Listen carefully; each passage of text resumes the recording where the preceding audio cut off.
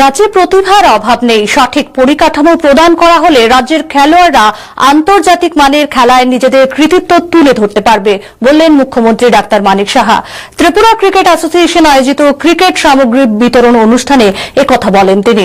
আগরতলার রবীন্দ্র শতবার্ষিকী ভবনে আয়োজিত অনুষ্ঠানে মুখ্যমন্ত্রী বলেন, বর্তমানে অন্যান্য খেলার তুলনায় ক্রিকেটের প্রতি আগ্রহ বাড়ছে ছেলেমেয়েদের।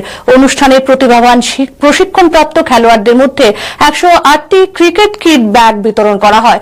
অনুষ্ঠানের মুখ্যমন্ত্রী ছাড়াও উপস্থিত ছিলেন ত্রিপুরা ক্রিকেট অ্যাসোসিয়েশনের সভাপতি তপন লোধ, সহ সভাপতি উপানন্দ দেববর্মা, সচিব সুব্রত দে প্রমুখ।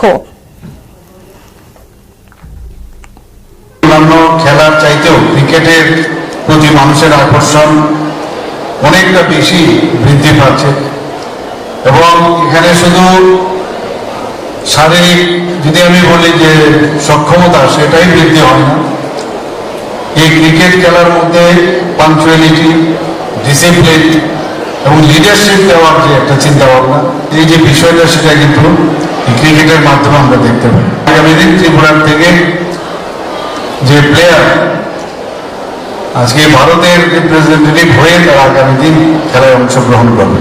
ত্রিপুরা সরকারও চাইছি প্লেয়ারদের জন্য কি কি আমরা সুযোগ সুবিধা আমরা আরো বাড়াতে পারি। মাননীয় প্রধানমন্ত্রীর যে ইচ্ছা সেটা আমরা পূরণ করবো।